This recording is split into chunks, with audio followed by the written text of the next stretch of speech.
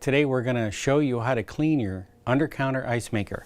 First thing we're going to do is turn the ice maker off, and then just in case there's any ice on the cutter grid ready to drop, we have to wait at least 10 minutes for all of that ice to drop. After all the ice is dropping down into the bin, we need to empty all of the ice that's in the bin out of the ice maker. Okay, our next step after the ice has been removed is to remove this drain cap for the water and wait for it all to completely drain out.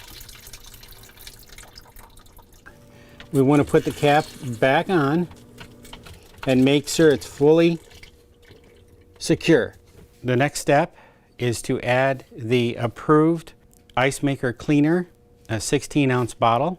And then where we put it is in the ice maker water pan here in the back. Next, we're going to fill this bottle 2 times with water and put that into the pan. After we filled the pan, now we're going to start the ice maker cleaning process by pushing the ice maker clean button, and then it will illuminate and start the pump running, and now you know it's cleaning.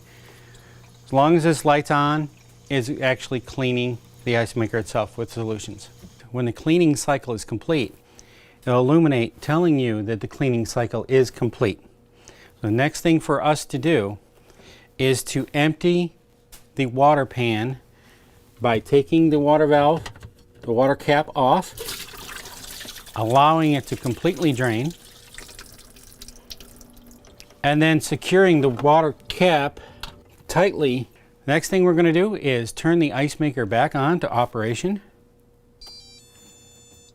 close the door,